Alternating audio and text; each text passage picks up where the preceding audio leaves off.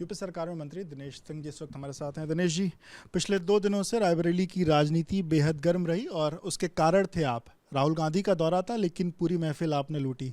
2 दिन पहले जिस दिन वो पहुंचे उस दिन भी और कल दिशा की बैठक में भी।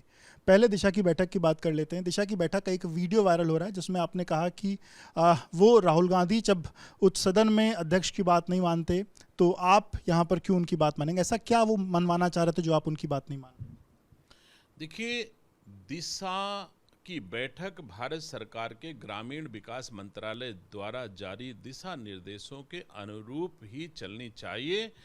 किसी को गलतफहमी हो जाए तो मैं इसका दोषी नहीं हूं। राहुल गांधी को गलतफहमी हो गई थी कि मैं इस दिशा की बैठक का मालिक हूं, जबकि जो भारत सरकार रायबरेली वासियों की सेवा के लिए विभिन्न योजनाओं में कार्यक्रमों में पैसा देती है, उसके सुपरवाइजर के रूप में राहुल गांधी रायबरेली आते हैं, मालिक के रूप में नहीं। और मैंने दिशा की परिधि के भीतर डिस्कस करने के लिए कहा तो उन्होंने कहा कि मैं अध्यक्ष हूं। हमने कहा आप अध्यक्ष नहीं हो, आप सुपरवाइजर हो, अध्यक्ष के रूप में सुपरवाइज कर सकते हो, आप डिक्टेट नहीं कर रहे हो। बोले कि नहीं, मुझसे अनुमति लेके बोला जाएगा। हमने कहा जब लोकसभा में आप लोकसभा के अध्यक्ष का कहना नहीं मानते तो आप जैसे अध्यक्ष का कहना मानने के लिए दिनेश सिंह बाध्य नहीं है। और मैं दिशा की बैठक के भीतर ही बात करने दूंगा, इसके बाहर बात करने नहीं दूंगा। क्या ऐसा वो कौन सा मुद्दा छेड़ रहे थे जो आपको लगा कि वो दिशा की बैठक के बाहर की परिधि का मुद्दा था? देखिए, बहुत सारे ऐसे मुद्दे जो, जैसे सपोज करो कि दिशा की गाइडलाइन में भारत सरकार द्वारा कुल 43 कार्यक्रमों पर चर्चा करने का अधिकार दिशा देती है अध्यक्ष और माननीय सदस्यों को। वो उन 43 के अतिरिक्त, जैसे मान लो अगर उज्ज्वला भारत स्कीम भारत सरकार की है जिसमें दिशा की गाइडलाइन के अनुसार अनुसरण किया जाना चाहिए, लेकिन उसका नोडल विभाग उत्तर प्रदेश सरकार का खाद्य रसद विभाग है। तो खाद्य रसद विभाग में और बहुत सारे काम होते हैं, कोटेदार होते हैं, बहुत तरह के काम होते हैं, राशन बिकता है, लेकिन राशन और कोटेदारों पर चर्चा करने का अधिकार राहुल गांधी और दिशा की बैठक को नहीं है। केवल उज्ज्वला योजना की चर्चा करने का अधिकार है। वहां पर आप ये नहीं कह सकते हो कि सरकार ऐसा नहीं कर रही है, पार्टी ऐसा कर रही है, सरकार पैसा कम दे रही है। जो पैसा दे रही है उसका अनुश्रवण करो। ये कहने वाले आप नहीं हो सकते कि सरकार इसमें पैसा नहीं दे रही, कम दे रही, ज्यादा दे रही, नीतियां ठीक नहीं है। जो नीतियां बनी है, जो दिशा निर्देश है, उसी की सीमा के भीतर आपको डिस्कस करना है।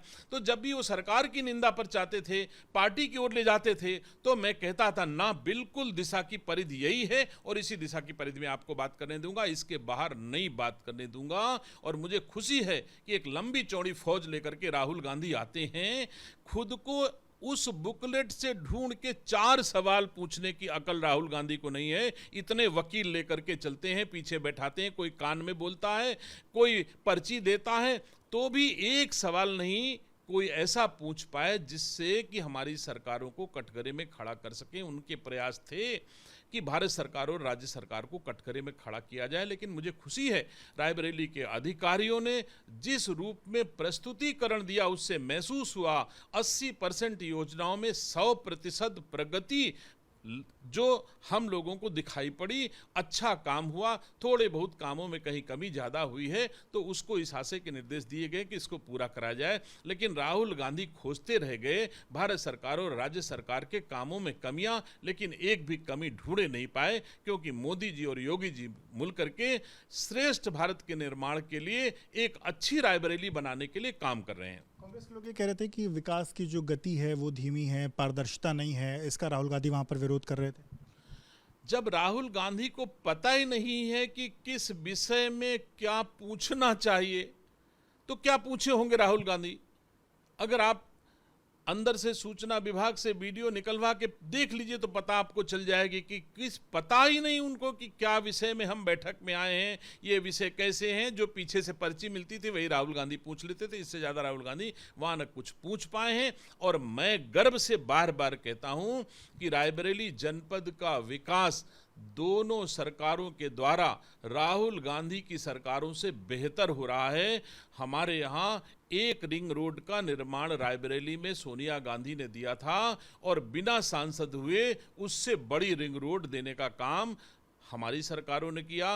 रायबरेली से चाहे जिस जिले की तरफ जाओ, सब 4 लेन एक्सप्रेसवे, इतना विकास पूरे आजादी के बाद से और अब तक कांग्रेस वहां राज करती रही, कभी नहीं कर पाई। दिनेश जी, एक चर्चा और रही आपकी कुर्सी को लेकर के। आपकी कुर्सी ऐसी दिख रही थी फोटोज में कि आप राहुल गांधी से ऊपर है आपकी कुर्सी, उस पर आपकी प्रतिक्रिया क्या है? देखिए, कुछ चीजें ईश्वर प्रदत्त होती हैं। राहुल गांधी से डेढ़ा भगवान ने हमें लंबाई दी, राहुल गांधी से डेढ़ी हमको चौड़ाई दी, राहुल गांधी से 5 गुना हमको विवेक दिया, राहुल गांधी से डेढ़ी हमको ताकत भगवान ने दिया। तो मैं उनसे बड़ा दिखता ही हूं, इसमें कोई दो राय नहीं। ये ओट से किसी को नहीं मिल जाता और किसी गांधी नेहरू खानदान में पैदा हो जाने से भी नहीं मिल जाता। हम तो गरीब खानदान में पैदा हुए हैं, लेकिन राहुल गांधी से 5 गुना विवेक भगवान ने हमको दिया है सेवा करने के लिए। भले चुनाव हार गया हूं, लेकिन मैं हौसला नहीं हारा हूं। हौसले हमारे राहुल गांधी से ऊपर रहते हैं। आपकी कुर्सी ऊपर नहीं, मेरी कुर्सी ऊपर थी, मैं कह रहा हूं।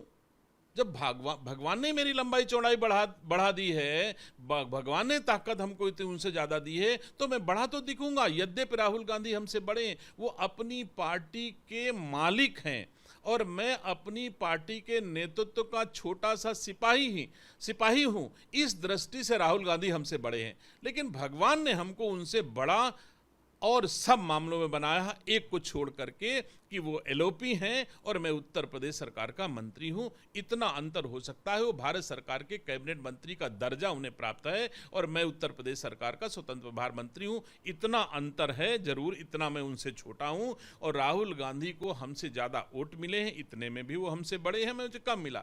बाकी सब चीज़ में मैं राहुल गांधी से बड़ा हूं। और जब मैं बैठा रहता हूं तो भारतीय जनता पार्टी और हमारी सरकारों का झंडा राहुल गांधी से बड़ा झंडा दिखाई पड़ता है, चाहे सरकार हो, चाहे कांग्रेस हो और चाहे राहुल गांधी हो।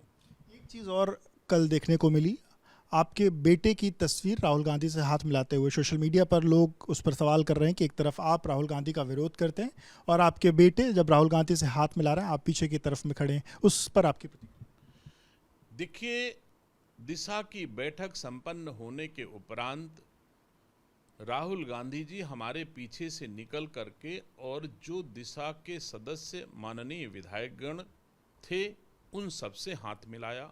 जितने ब्लॉक प्रमुख थे अधिकतम उनसे हाथ मिलाया। उसमें एक मेरा बेटा भी ब्लॉक प्रमुख के रूप में सदस्य के रूप में सम्मिलित था, उससे भी उन्होंने हाथ मिलाया। संभव है कि राहुल गांधी यह भी न जानते हों कि वो मेरा बेटा है या नहीं है, लेकिन मैं इस पर खुशी जाहिर करता हूं कि राहुल गांधी ने यह एक स्वस्थ चर्चा की कि निकलने के बाद उन्होंने सब सदस्यों से हाथ मिलाया, सभी विधायकों से हाथ मिलाया, उसी बात जैसे मेरे बेटे से हाथ मिलाया।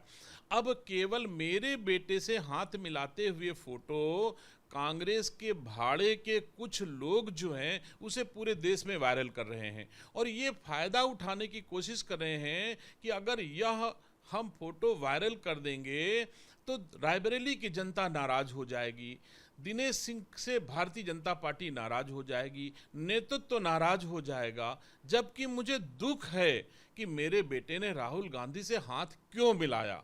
अगर राहुल गांधी हमारे बेटे के पिता की उम्र के हैं तो मेरी संस्कृति कहती है कि मेरे बेटे को राहुल गांधी के पैर छूने चाहिए थे, हाथ नहीं मिलाना चाहिए। मेरी संस्कृति में उसे पैर छूना चाहिए था। अब अपने पर आपको ज्यादा गर्व होता? बिल्कुल 100% सम्मान देने पर भारतीय संस्कार संस्कृति के अनुरूप अगर मेरा बेटा आचरण करे और किसी का बेटा आचरण करे तो उसे गर्व होना चाहिए। मुझे गर्व होता अगर राहुल गांधी के पैर मेरा बेटा छूता, इसमें मुझे कोई दुख नहीं है। और मैं समझता हूं मेरा नेतृत्व भी अगर ये भारतीय संस्कार संस्कृति के अनुसार आचरण करो तो हम भारतीय जनता पार्टी और भारतीय जनता पार्टी का नेतृत्व और दिनेश सिंह के समर्थक रायबरेली जनपद के मतदाता सबको खुशी होती। केवल पाश्चात्य सभ्यता के पोषक लोग उन लोगों को तकलीफ होती, लेकिन भारतीय संस्कार संस्कृति को मानने वालों को ये अच्छा ही लगता। आखिरी सवाल दिशा की, जो एक दिन पहले चलते हैं, जो राहुल गांधी का पहला दिन था दौरे का, उस दिन जो प्रदर्शन थे वो हुए। हालांकि बाद में आपने प्रदेश अध्यक्ष के नाम पर एक पत्र भी लिखा, उस पत्र में आपने कुछ नाराजगी व्यक्त करी थी। क्या प्रकरण था और क्यों आपकी नाराजगी थी और आप क्या चाहते हैं? देखिए, मैं इतना जानता हूं कि राहुल गांधी जी नेता प्रतिपक्ष लोकसभा में हैं, इसके नाते उन्हें भारत सरकार के कैबिनेट मंत्री का दर्जा प्रदत्त होता है। भारत सरकार के कैबिनेट मंत्री का दर्जा में जो कुछ प्रोटोकॉल में आता हो वो उनको मिलना चाहिए, और अगर नेता प्रतिपक्ष के रूप में कुछ हो तो वो भी मिलना चाहिए। लेकिन जिस रूप में प्रोटोकॉल दिया गया उससे मुझे तकलीफ हुई कि यह अनावश्यक था, इसकी जरूरत नहीं थी। रेहड़ी पटरी वालों को हटाया जाने पर मुझे दर्द हुआ है, और जो 70 किलोमीटर का रूट डाइवर्ट किया गया था इस पर मुझे दर्द हुआ, जिसकी शिकायत मैंने अपने सरकार को और अपने नेतृत्व को किया था।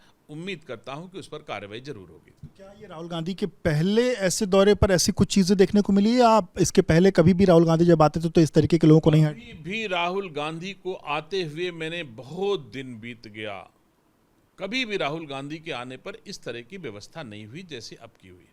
तो आपको इस बात की उम्मीद है कि अगली बार जब वो आएंगे तो रेहड़ी पटरी वालों को परेशान नहीं किया जाएगा, बड़े स्तर पर रूट 100% नहीं परेशान किया जाएगा, और मुझे पता होता तो इस बार भी ना परेशान होने देता। लेकिन दुर्भाग्य से मुझे जानकारी नहीं मिली। जब प्रशासन ने रेहड़ी पटरी वालों को हटाया, जब 70 किलोमीटर का रूट डाइवर्ट किया गया, ये तब मुझे पता नहीं चली। बात जब पता चली तो मैंने उसका विरोध किया, प्रतिकार किया, क्योंकि जनता की जवाबदेही भी मेरी है। मैं उसी जनपद से निर्वाचित होकर के आता हूँ। उस जनपद के रेहड़ी पटरी दुकानदारों और सड़क पर यात्रा करने, सड़क पर टैक्स दे करके यात्रा करने वालों को असुविधा नहीं होनी चाहिए। ये हमारी दोनों सरकारों का दायित्व है। बहुत बहुत शुक्रिया बात करने के लिए। तो आप मंत्री दिनेश प्रताप सिंह जी को सुन रहे थे, जो पिछले 2 दिनों से सुर्खियों में हैं, और उन्होंने तमाम विषयों को लेकर के अपनी राय रखी। कैमरामैन प्रेम सिंह के साथ विवेक राय, बीपी न्यूज़, लखनऊ।